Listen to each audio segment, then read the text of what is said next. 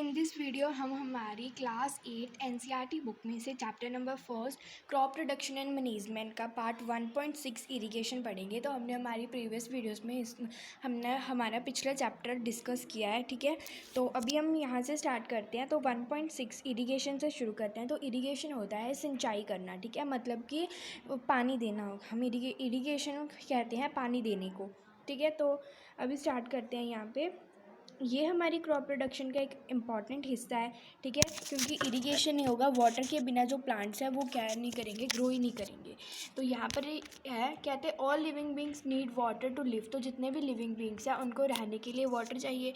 Water is important for growth and proper growth and development. तो water उनकी proper development और proper growth के लिए बहुत इंपॉर्टेंट है प्लांट्स की, ठीक है। प्लांट्स की प्रॉपर डेवलपमेंट, प्रॉपर ग्रोथ के लिए बहुत इंपॉर्टेंट है। प्लांट क्या करते हैं, ठीक है, प्लांट की जो रूट्स होती हैं वो पानी के साथ साथ मिनरल्स और जो मिनरल्स होते हैं, फर्टिलाइजर्स होते हैं, उन सबको क्या कर लेती है, अब्जॉर्व कर लेती है। तो प्लांट में, ठीक है, नियरली 90% ऑफ वाटर होता है, क्योंकि पानी बहुत एसेंशियल होता है, ठीक है।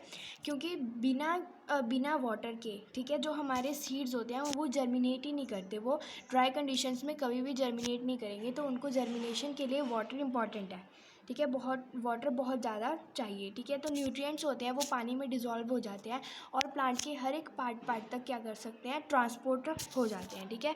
जो वाटर होता है वो हमारी क्रॉप को किस चीज़ से प्रोटेक्ट करता है, फ्रॉस्ट और हॉट एयर करंट से हमें क्या कर देता है, हमारी क्रॉप को बचाता है वाटर, ठीक है। हमारी क्रॉप की हेल्थी ग्रोथ के लिए हमें हमारी जो सॉइल होती है उसमें क्या होना ज़रूरी है, मॉइस्चर होना ज़रूरी है। तो अभी हम उस मॉइस्चर को मेंटेन रखने के लिए हमें हमारे फील्ड को पानी देना पड़ता है, वो भी रेगुलरली, ठीक है। तो हमारी the supply of water to regular interval is called a irrigation. तो इरीगेशन हम कैसे करेंगे कि जब हम हमारी क्रॉप को वाटर प्रोवाइड करते हैं, सप्लाई करते हैं रेगुलर इंटरवल्स पे, तो हम उसे बोलेंगे इरीगेशन, ठीक है। तो इरीगेशन का टाइम और फ्रीक्वेंसी कहाँ कहाँ से वेरी करती है, तो वेरी करती है ये crop to crop, soil to soil and season to season, कि कौन सा सीज़न है, कौन सी क्रॉप है, कौन सी सॉइल के थ्रू हम क्या कर सकते हैं, वेरी करवा सकते हैं हमारी इरिगेशन का टाइम एंड उसकी फ्रीक्वेंसी। जैसे क्रॉप होती है हमारी पैडी और वीट को लेते हैं हम, तो जो हमारी वीट होती है वो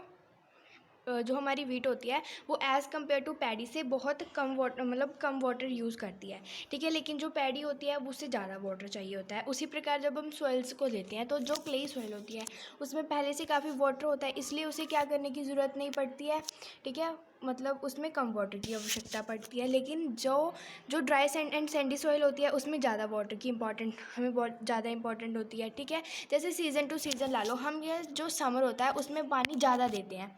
क्यों देते हैं, क्योंकि जो सनलाइट होती है या फिर हीट की वजह से जो पानी होता है हमारी सॉइल में से वो एवेपोरेट हो जाता है ज़्यादा रेट से, मतलब उनका एवेपोरेशन का जो रेट होता है वो बढ़ जाता है एज़ कम्पेयर टू समर से। इसलिए हमें जो क्या है, समर में ज़्यादा पानी देने की आवश्यकता पड़ती है। यहाँ पे हमें बूजू भी बता रहा है, कहता है कि I am very careful about this year about watering the plant, last summer my plants dried up and die. मतलब जो बूजो बोल रहा है, कहता है इस बार मैं हमारे प्लांट्स को अच्छे से वाटर दे रहा हूँ, क्योंकि पिछले समर क्या हुआ कि जो मेरे प्लांट थे वो पानी के बिना सूख कर मर गए, ठीक है। तो अभी हम इरिगेशन तो करते हैं। तो इरिगेशन करने के लिए हमें इरिगेशन के सोर्स भी चाहिए। तो वो कौन कौन से हैं, जैसे वेल्स हो गए, ट्यूबवेल्स हो गए, पॉन्ड्स, लेक्स, रिवर्स, डैम्स, ये क्या है, हमारी इरिगेशन के सोर्सेज हैं। एंड हेयर हमारे पास इरिगेशन के टू मेथड्स हैं। टू मेथड्स ऑफ इरिगेशन के बारे में, two types of method of irrigation के बारे में हम रीड करेंगे। तो सबसे पहले हम पढ़ेंगे ट्रेडिशनल मेथड्स के बारे में, मतलब कि पहले के टाइम पे, एशियन टाइम्स में लोग कैसे इरिगेट करते थे, ठीक है, उन वह तब के मेथड्स रीड करेंगे। और उसके बाद हम पढ़ेंगे हमारे मॉडर्न मेथड्स। तो सबसे पहले हम ट्रेडिशनल मेथड्स में देखते हैं। तो सबसे पहले यहाँ पर लिखा हुआ है कि जो वाटर होता था वो सिर्फ अवेलेबल होता था कहाँ पर, वेल्स, लेक्स एंड कैनल्स में, ठीक है। उन्हें डिफरेंट मेथड के साथ क्या किया जाता था, फील्ड तक लेके जाया जाता था, ठीक है। इसमें ये वाले मेथड्स थे, इनमें कैटल और ह्यूमन का जो लेबर था वो बहुत ज़्यादा यूज़ किया जाता था।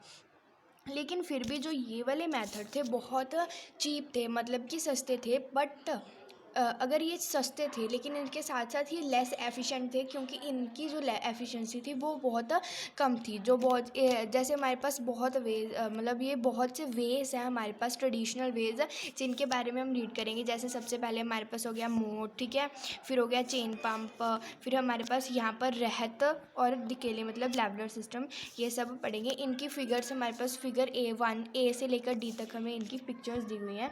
जैसे फर्स्ट हमारे पास मोट है, इसमें जो क्या है, फार्मर क्या करता है, इस वेल से वैसे वाटर ड्रॉ कर रहा है, फिर इधर वो क्या कर रहा है, इधर वाटर को ट्रांसफ़र कर रहा है। सेकंड में क्या हो रहा है कि जो एक पंप लगा हुआ है, मतलब एक व्हील लगा हुआ है, वहाँ पे घूम रहा है। तो इस प्रकार जो बकेट लगी हुई है वो ऐसे वाटर को इसमें क्या कर रही है, ट्रांसफ़र कर रही है, ठीक है। और यहाँ पर देखा जा रहा है तो एक हमारे पास एक स्टिक के साथ यहाँ पर हैवी वेट क्या किया जाता है, रखा गया, और ताकि जो जो हमारा वाटर है वो ऊपर आ सके, ठीक है। और फिर इनको उतार के जो फार्मर है उसे अपने फील्ड में ट्रांसफ़र कर रहे हैं, ठीक है। और यहाँ पर क्या हुआ है कि यहाँ पर एक ऑक्सन को इस एरिया से बांधा हुआ है। जैसे ये ऑक्सन यहाँ पर राउंड राउंड सर्कल कर रहा है इसके आले दुआले, इसी कारण ये घूम रहा है, जिसके साथ ये वाटर क्या है, आगे ट्रांसफ़र हो रहा है हमारे फील्ड्स में, ठीक है।